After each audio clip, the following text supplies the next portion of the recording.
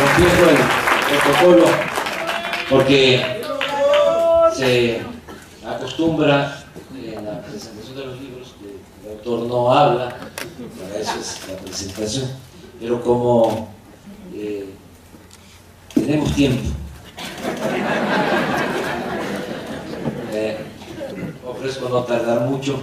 Primero agradecerles a todas, a todos ustedes, de corazón, por estar aquí y por todo lo que han hecho. Todo lo que han hecho para que cambie nuestro país. Por eso el libro va a dedicar a los bien amados. Porque en nuestro movimiento hay mucha fraternidad, hay muchos sentimientos. Y agradecer a Lorenzo, ya todos lo conocemos, ya sabemos de su sensibilidad, de cómo siendo un extraordinario intelectual, historiador, actúa de manera independiente y es una gente sensible, con dimensión social. No es fácil que un intelectual de la talla de Lorenzo esté en una presentación de un libro de nosotros. Se cuidan mucho. No los vayan a etiquetar. Pero aquí está Lorenzo. Le va a costar, pero está aquí con nosotros.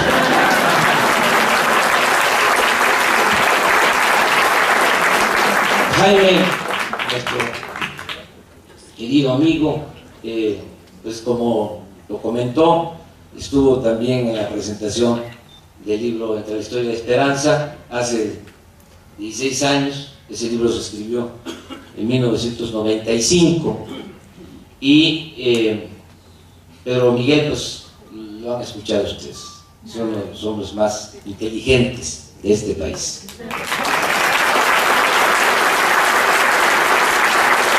Agradecerles a todos, agradecer a Laura Nieto, que es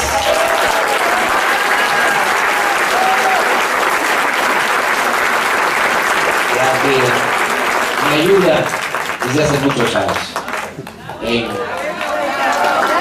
tareas de oficina.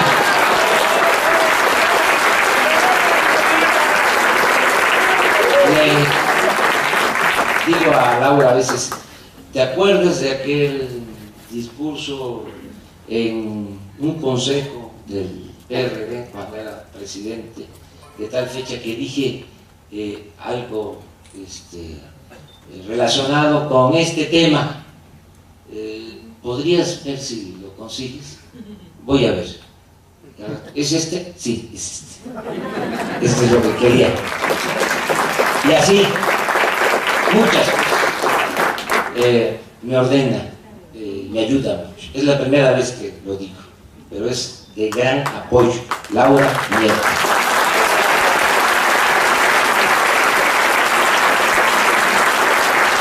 Y Jesús Ramírez, que en los últimos años, a partir de una recomendación que me hizo Carlos Monsiváis, desde entonces me ayuda en labores que tienen que ver con el pensamiento, que tienen que ver con la reflexión. Bueno, ya es costumbre que después de una etapa de lucha se escriba algo, que quede un testimonio. Ahora tenía que hacerlo. Ustedes saben, tengo actividad política todos los días. En este último tramo, en estos últimos tiempos, recorrí de nuevo el país porque estamos consolidando Morena en el proceso que ya ustedes conocen, pero tenía que escribir y aparté el tiempo para hacerlo, para entregar este testimonio. Son 3 capítulos. El primero ya se comentó, es la campaña. Fue una campaña exitosa, reconocida por propios y extraños.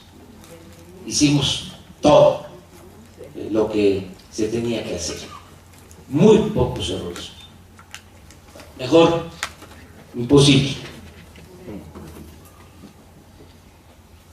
Participamos en los debates, nos fue bien, en fin, todo esto lo describo. Mucha participación de los ciudadanos, de la gente. Antes, este capítulo inicia con una caracterización del poder en México, de los que realmente mandan en el país, que fue a los que enfrentamos. No fue Peña, el adversario, no el PRI. Es un grupo que no quiere que haya ningún cambio, que quiere mantener este régimen de corrupción, de injusticias, de privilegios, porque a ellos, aunque le vaya mal al pueblo, les va bien. Entonces, estos son los que mandan, son los que tienen secuestradas las instituciones. Es el poder integrado por 30 hombres de negocio, traficantes de influencia y políticos corruptos del PRIAN. Ese es otro asunto también que aquí yo describo y que me gustaría que se discutiera más. No hay diferencias entre el PRI y el PAN. Son lo mismo. El PRI ha tenido 4 transformaciones en su historia. En 1929 se funda como PNR, Partido Nacional Revolucionario, se transforma en el 38, Partido de la Revolución Mexicana, que es su mejor época, es cuando se aplica una política popular a favor de campesinos, de obreros, cuando se recupera el petróleo, y luego se transforma en el 46 el PRI, Partido de Revolución Institucional, pero se vuelve a transformar en los hechos, de facto, en el 88 con Salinas, y se fusiona el PRI y el PAN, y surge, nace el PRIAN. Bueno, ¿qué más queremos de prueba? Que Fox llamó a votar por Peña Nieto. O sea, ¿dónde está la diferencia? No existe. Entonces, esto lo planteo y además lo quiero seguir subrayando porque hay esa simulación. Yo voy a los estados y todavía escucho de que la derecha es el PAN, me dicen los simpatizantes del PRI. Voy a un estado y donde domina el PRI y las preguntas son para que yo me lance a cuestionar al PAN. Voy a un estado dominado por el PAN, y lo contrario. Entonces lo que les digo, no, son lo mismo, son iguales. Si hay alguna diferencia, a veces lo digo fuerte, pues para que se entienda mejor. Digo, si hay alguna diferencia hay entre el PRI y el PAN, pues la única diferencia es de que unos son corruptos y los otros son ladrones. Esa es la única diferencia que hay. Bueno, así empieza. ¿Quién manda? Entonces sostengo que es un grupo de 30 coordinados por Salinas. La historia de México, Turner, de México Bárbaro, hablaba de que el Porfiriato era la dictadura unipersonal más perfecta del mundo. Lo de perfecto lo usa por primera vez Turner. Don Daniel Cosío Villegas hablaba de que eran monarquías seccionales. Luego, Vargas Llosa, el PRI, la dictadura perfecta. Entonces aquí yo trato de caracterizar o doy una respuesta. ¿Qué es lo que tenemos actualmente? Y hablo de que se trata de una oligarquía rapaz, de 30, que no funcionan como un consejo de administración de una empresa, que no se reúnen de acuerdo al orden del día, que incluso se pelean entre ellos, pero los une el mantener los privilegios, el mantener el régimen, el mantener la misma política económica. Por eso también sintieron una oportunidad lo de la alternancia, porque con el mismo proyecto podían llevar a cabo una restauración del régimen. Y por eso lo del triunfo del PAN en el 2000, no hubo oposición a eso. Ese grupo vio con buenos ojos el que se diese la alternancia. Lo que no quieren, en esto tienes toda la razón, es que haya un verdadero cambio. Y cada vez que intentamos, 2 veces, llevar a cabo una transformación, cambiar la política económica, beneficio del pueblo de México, cierra filas y se unen y nos hacen el fraude. La vez pasada con el haya sido como haya sido, y ahora a billetazos. Esa es la característica de este nuevo fraude. Bueno, precisamente el segundo capítulo es sobre eso, fraude, y sobre el uso del dinero. Ahí está el meollo del fraude, el tráfico con la necesidad y con la pobreza de la gente. Y eso duele muchísimo, por lo que aquí dijo Lorenzo. Porque ellos son los responsables del empobrecimiento de millones de mexicanos. Ellos tienen la fábrica de pobreza. Y encima de eso, utilizan la necesidad de la gente para obtener votos y mantenerse en el poder. Compran voluntades. Cuando estaba escribiendo, supe de un estudio de un equipo de estudiosos de Puebla, y leí el estudio y me llamó mucho la atención un cuadro en donde se menciona cómo votaron en Puebla en julio de este año. Resulta, nosotros ganamos en Puebla, a pesar de esto, que fue un gran triunfo.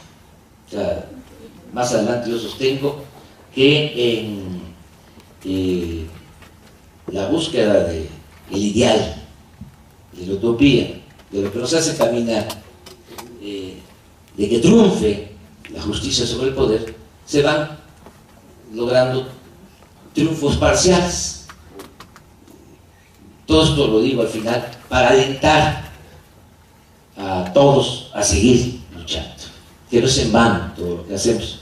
El caso de Puebla tiene 217 municipios, es el segundo estado con más municipios. Oaxaca tiene 570 y Puebla tiene 217. Bueno, ¿dónde obtiene los votos del PRI. Y por ejemplo, Peña obtiene en alta y muy alta marginación, obtiene 352.815 votos. Y yo, 224.529. Sin embargo, en muy baja marginación, estoy hablando Puebla, capital, él obtiene 198.193 votos y yo 317.280. Esto se repite en todo el país. Peña obtiene los votos en el medio rural y en las colonias populares de las ciudades. Hay otro dato que reafirma esta hipótesis o comprueba esta hipótesis. En las 902 casillas especiales instaladas en todo el país, donde los ciudadanos sufragan libremente o más libremente, el resultado fue también distinto. Josefina Vázquez Mota, 27.8, Peña Nieto, 28, yo 41%. En estas casillas especiales instaladas en todo el país, Peña solo gana en 4 de las 32 entidades federativas, solo en 4 estados donde se vota libre. Entonces, así fue la elección. Miles de millones de pesos gastados para entregar despensas, materiales de construcción, migajas, tarjetas, Monex, Soriana, mucho dinero. En eso consistió la elección. Entonces, muchos simpatizantes, mucha gente, yo diría que la mayoría del pueblo de México no quedó satisfecha con la elección, quedó afectada. Mire, supuestamente regresa el PRI a la presidencia, no hubo festejos, hay duelo nacional y un ambiente generalizado, colectivo, de depresión general. Esto pegó mucho más en nuestros simpatizantes, que se sintieron muy afectados. Ustedes lo saben, que todavía hay algunos que no se reponen. Entonces tenía yo la necesidad de escribir, por eso se llama así el libro, no decir adiós a la esperanza, porque había muchas expresiones, desde echarle la culpa a la gente, decir es que no está el pueblo a la altura de las circunstancias, cuando no es así. El hombre, la mujer, los seres humanos somos productos de circunstancias, y no se le puede pedir, no se puede ser tan exigente con muchos mexicanos, millones de mexicanos están en la pobreza, y vivir en la pobreza es terrible. Se vive pensando en sobrevivir, en comer, no se puede pensar en otra cosa. Entonces, la perversidad está en el que trafica con esa necesidad. Eso es lo inhumano, lo perverso. Entonces, porque había expresiones de ese tipo, de la gente casi para que llegáramos a el dicho que no comparto, de que el pueblo tiene los gobernantes que merece. No, no es así, hay que entender las cosas. Lo otro que hay que entender es que son procesos lentos, que llevan tiempo. Si se tratara de llegar al gobierno para mantener el mismo régimen, sería relativamente fácil. Pero lo que buscamos es una transformación. Lo que buscamos es el triunfo de la justicia sobre el poder. Y esto implica fatigas y confrontación política y lleva tiempo. Y yo siempre creo que para ubicarnos en lo que es nuestro objetivo, tenemos que pensar que solo han habido 3 transformaciones en la historia de México: la independencia, la reforma y la revolución. Y si analizamos cada uno de estos procesos, aquí está el doctor Semo y otros historiadores, fueron muy complicados. Aquí hablo de que Hidalgo proclama la abolición de la esclavitud en 1810 y la esclavitud en México es abolida en 1914, más de 100 años después. O sea, no cambia en todo un siglo la estructura de dominación.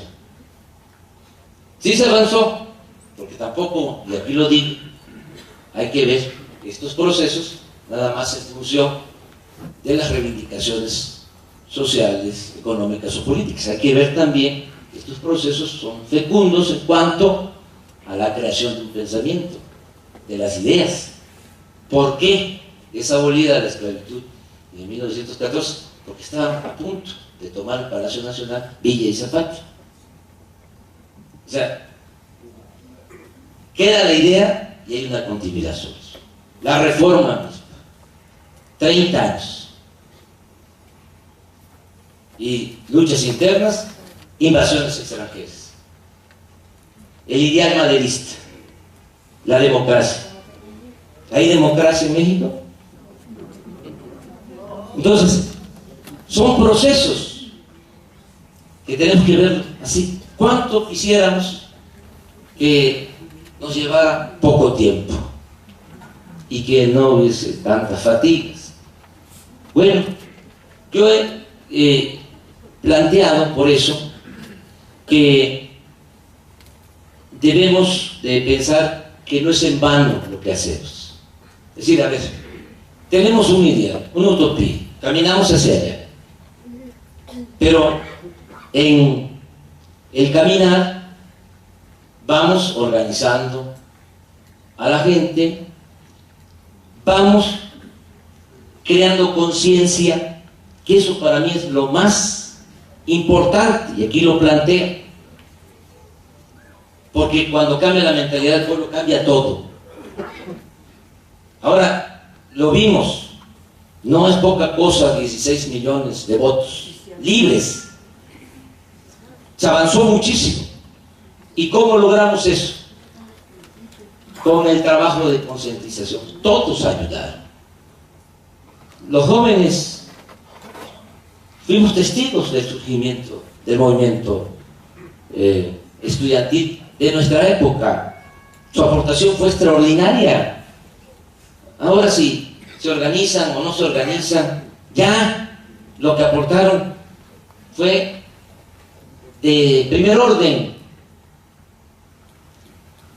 Ya lo que aportó el movimiento 132 fue fundamental. Bueno, movieron a muchos, hicieron reflexionar a muchos, convencieron a sus padres, maestros que convencieron a sus alumnos, médicos que en sus consultorios convencieron a sus pacientes. Tengo muchísimos testimonios de eso. Es un proceso. Si se tratara de buscar una transformación por la vía armada. Ojalá y no me vayan a sacar de contexto esto como lo hicieron la campaña. No sería necesario un trabajo de concientización colectiva, porque pues, se requiere para una guerrilla, para una revolución, pues que haya una vanguardia. Y esto significa que no es todo un pueblo, es un grupo consciente. Pero nosotros queremos una transformación por la vía pacífica. Y esto exige de un pueblo entero consciente. Claro, yo respeto mucho la otra vía, no la comparto. Yo creo que la vía nuestra es la mejor, porque significa menos sacrificio. La violencia no destruye el autoritarismo, lo perpetúa. Y muchas veces en los procesos armados, como se trata de una vanguardia, como no va el acompañamiento de todo un pueblo,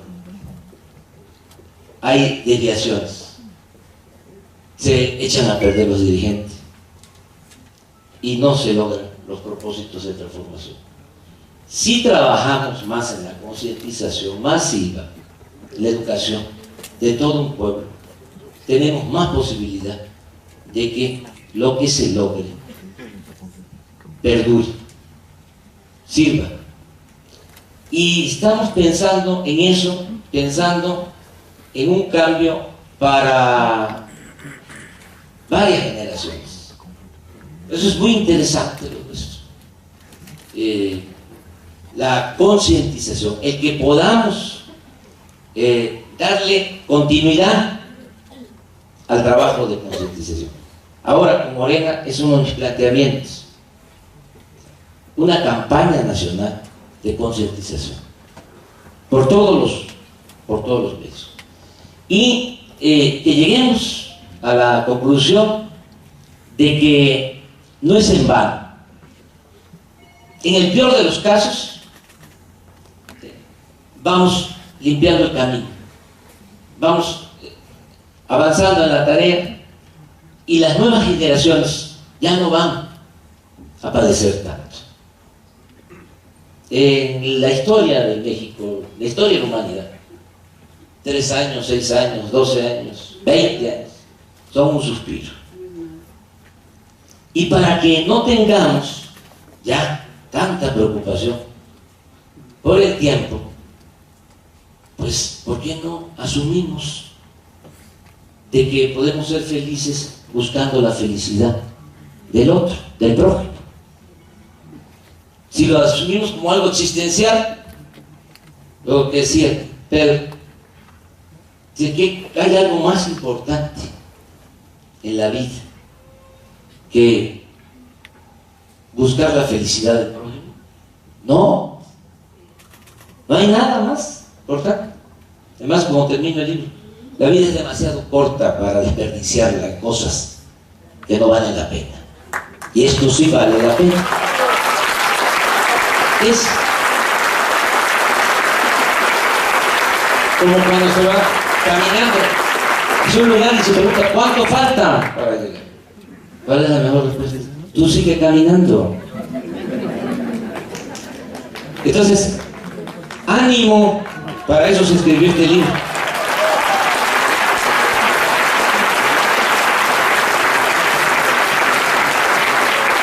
Y esa es la tesis.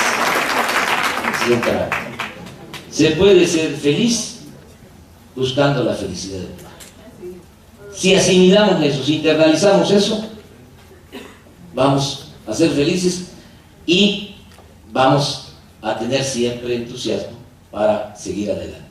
No nos van a derrumbar, porque hay un mensaje todavía prepotente en todo lo que hacen. No solo es la arbitrariedad del fraude, sino el mensaje: les vamos a quitar hasta el derecho a la esperanza.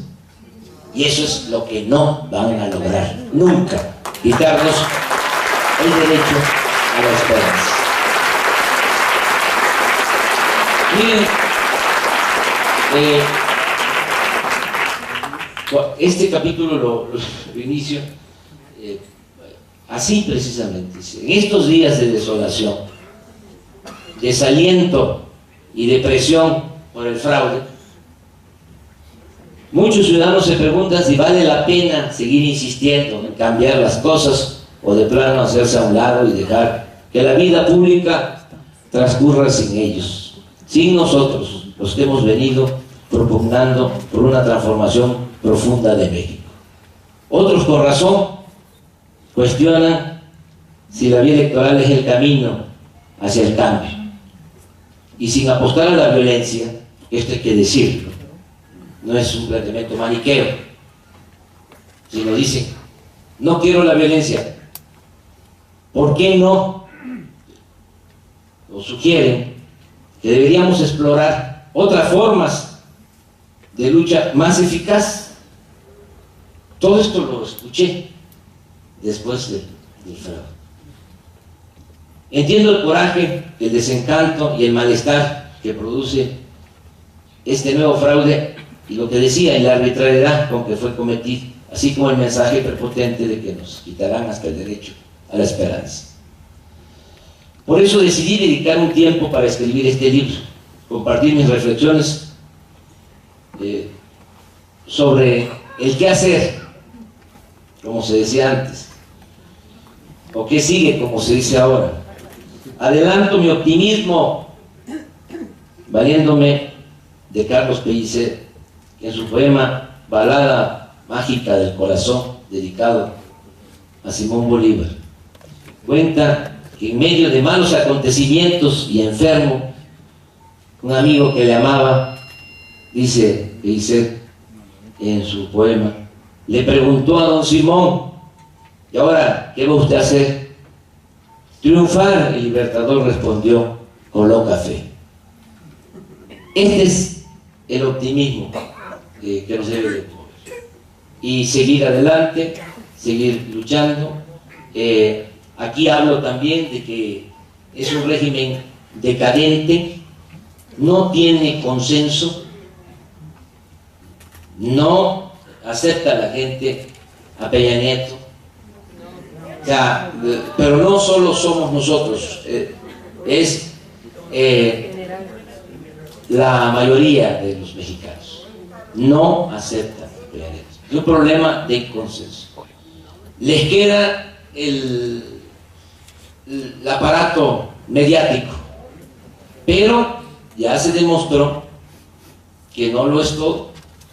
Ellos pensaban que con la publicidad iban a imponer sin problemas a Peña, y no les alcanzó. Tuvieron que recurrir a la compra del voto. El dinero no lo es todo.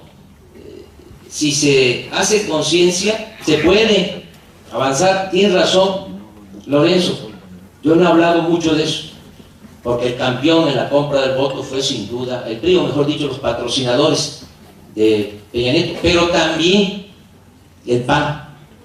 O sea, utilizaron todos los programas sociales, oportunidades, todos los programas. Pero también tenemos que tomar en cuenta, hubieron millones de pobres que votaron por nosotros a pesar de su hambre y de su necesidad, porque ya tomaron conciencia. Entonces, es cosa de seguir avanzando en ese propósito. Tenemos que entender que poco a poco se tiene que lograr la transformación de nuestro país. A mí me da mucho gusto estar aquí con ustedes esta noche. Les invito a leer el libro. No les va a llevar mucho tiempo. Está escrito como hablo, es decir, es oral.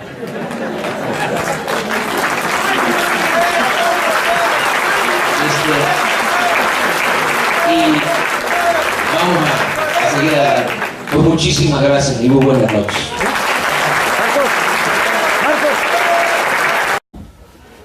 Y agradecer a Lorenzo,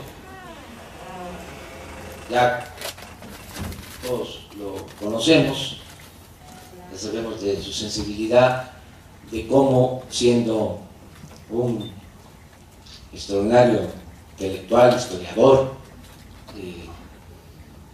actúa de manera independiente y es una gente sensible, con dimensión social. No es fácil que un intelectual de la talla de Lorenzo esté en una presentación de un libro de nosotros. Se cuidan mucho, no los vayan a etiquetar. Pero aquí está Lorenzo. Le va a costar, pero está aquí con nosotros.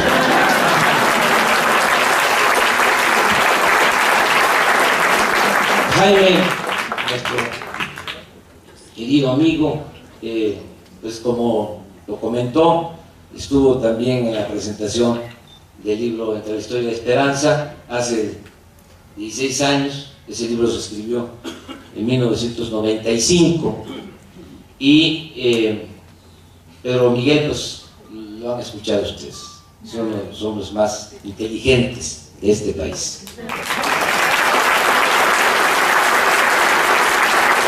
Agradecerles a todos, agradecer a Laura Nieto, que es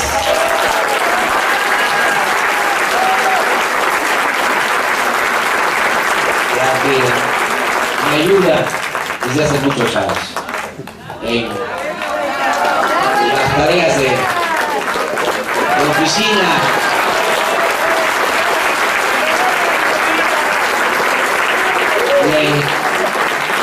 Digo a Laura a veces, ¿te acuerdas de aquel discurso en un consejo del PRD cuando era presidente, de tal fecha que dije algo relacionado con este tema? ¿Podrías ver si lo consigues? Voy a ver. ¿Es este? Sí, es este. Este es lo que quería. Y así, muchas cosas.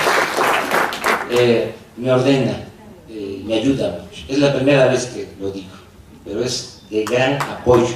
Laura Nieto.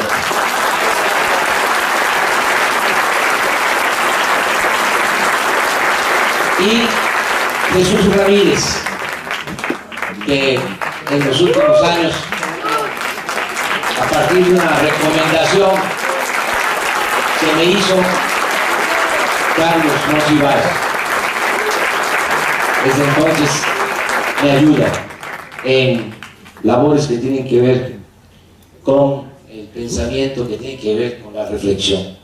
Bueno, ya es costumbre que después de una etapa de lucha se escriba algo, que quede un testimonio. Ahora tenía que hacerlo. Ustedes saben, tengo actividad política todos los días. En este último tramo, en estos últimos tiempos, recorrí de nuevo el país porque estamos consolidando Morena en el proceso que ya ustedes conocen, pero tenía que escribir. Y